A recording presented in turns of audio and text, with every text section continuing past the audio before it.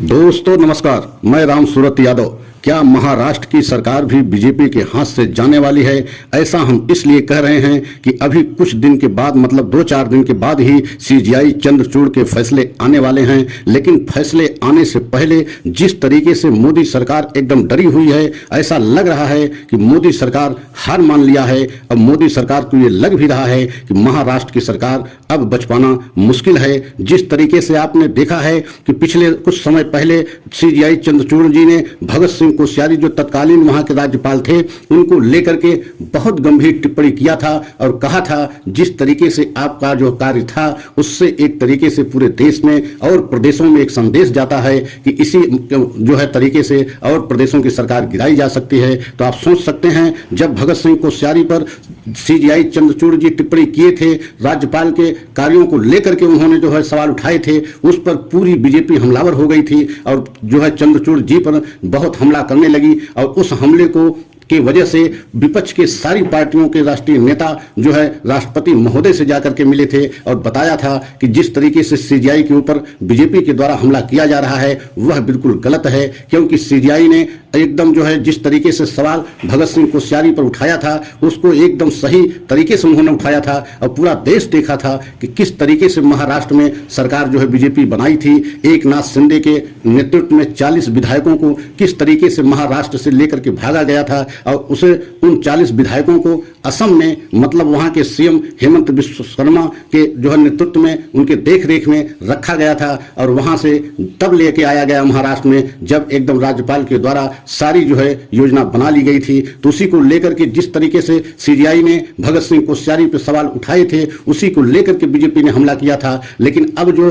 फैसला आने वाला है सुप्रीम कोर्ट से, उसको लेकर के बीजेपी इसलिए हैरान परेशान है क्योंकि उन 40 विधायकों की जो है सदस्यता अगर निरस्त हो गई तो आप मान लीजिए कि महाराष्ट्र में एकनाथ शिंदे की सरकार जा सकती है। और लगभग बीजेपी ये समझ भी रही है कि 40 विधायकों की सदस्यता निरस्त होने की एकदम स्थिति सही मानी जा रही है। और यही वजह है कि बीजेपी अब जो है डर रही है कि महाराष्ट्र की सरकार को अब बचा पाना संभव नहीं है। और यही वजह है कि बीजेपी एक नई चाल वहां चल दिया और नई चाल बीजेपी की यह है कि अजीत पवार को किसी तरीके से मिलाया जाए और अजीत पवार को मिला करके एकनाथ शिंदे को छोड़ करके अब अजीत पवार के साथ सरकार बनाई जाए। आप कल्पना कीजिए, बीजेपी का केवल एक ही एजेंडा रहता है कि सरकार हमारी प्रदेश में बनी रहे, वह किसके साथ बने इससे मतलब नहीं है। आप सोचिए एकनाथ शिंदे को अब किस तरीके से बीजेपी एकदम जो है बाहर करना चाह रही है, क्योंकि अब बीजेपी समझ रही है कि एकनाथ शिंदे को साथ में रखने का कोई मतलब नहीं है। जब 40 विधायकों की सदस्यता चली जाएगी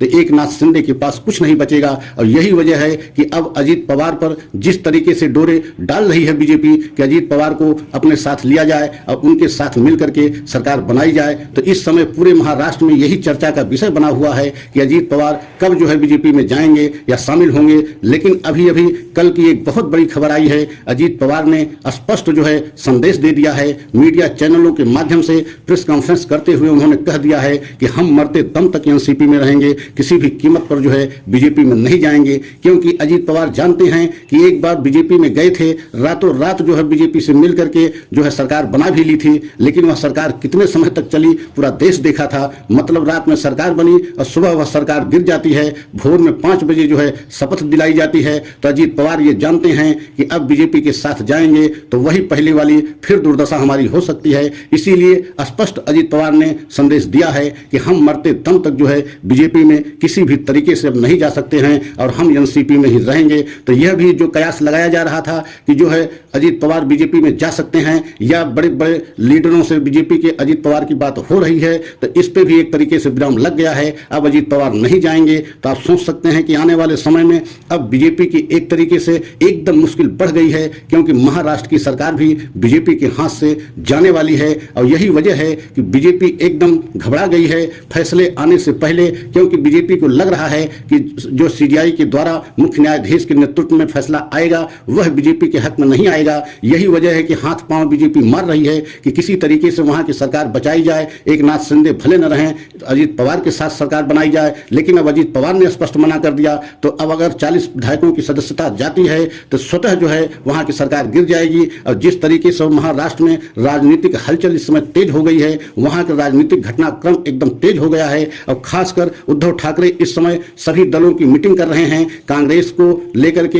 एनसीपी को लेकर के, शिवसेना को लेकर के, ये तीनों जो है पार्टियां एक साथ मीटिंग कर रही हैं और लगभग तीनों पार्टियों के एक ही मत है कि किसी भी तरीके से जब भी जो है सुप्रीम कोर्ट से फैसला आता है और 40 विधायकों की सदस्यता जाती है तो तत्काल जो है वहां पर पुनः जो है ये जो है गठबंधन की सरकार बनाई जाएगी और उद्धव ठाकरे पुनः जो है मुख्यमंत्री महाराष्ट्र के बनेंगे। और यही वजह है कि अब बीजेपी को यह आभास हो गया है कि महाराष्ट्र की सरकार को अब बचा पाना संभव नहीं है, क्योंकि जिस तरीके से आपने देखा है पिछले काफी समय से जब से डीवाई चंद्रचूड़ जी आए हैं उनके आने से एकदम सुप्रीम कोर्ट का पूरा जो है एकदम रुख अलग हो गया है। और खास करके बीजेपी को लेकर के या बीजेपी को कई ऐसे फैसले डीवाई चंद्रचूड़ ने दिया है जिससे बीजेपी को बहुत बड़ा झटका लगा है। खासकर आप चुनाव आयोग को लेकर के देखें कि जिस तरीके से चुनाव आयोग की, खासकर चुनाव आयुक्त की नियुक्ति को लेकर के जिस तरीके से एक स्पष्ट आदेश जो है सुप्रीम कोर्ट डीवाई चंद्रचूड़ ने दिया है कि अब जो है किसी भी चुनाव आयुक्त की नियुक्ति जो है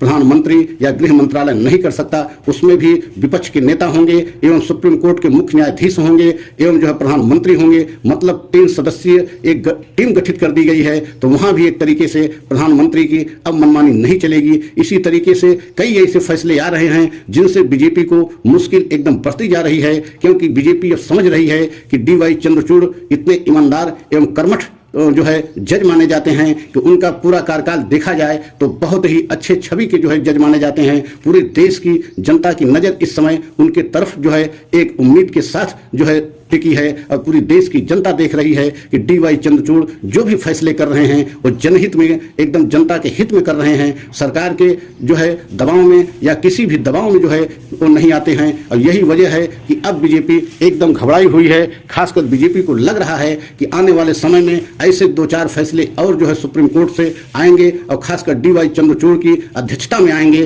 तो बीजेपी की मुश्किल और बढ़ती जाएगी। तो अगर सभी देशवासियों को हमारा यह सच महाराष्ट्र को करके जो हम बता रहे हैं उसमें एकदम ये मान के चलिए कि आने वाले समय में महाराष्ट्र में कुछ बड़ा होने वाला है और बीजेपी की सरकार वहां जाने की पूरी संभावना दिख रही है, क्योंकि जिस तरीके से 40 विधायकों की सदस्यता गई उसी समय वहां की सरकार चली जाएगी। तो उम्मीद यही की जा रही है कि 40 विधायकों की सदस्यता जानी लगभग तय मानी जा रही है। तो यह सच हमारा सभी देशवासियों को अच्छा लगा हो तो लाइक सब्सक्राइब करें, कमेंट के द्वारा अपनी राय अवश्य दें, क्योंकि अगले सच की प्रतीक्षा करें। अगला सच हम पुनः लेकर के आएंगे, कोई न कोई सच जनता से जुड़ा और समाज से जुड़ा हम लेकर के आते हैं। अगले सच की प्रतीक्षा करें। जय हिंद, जय भारत।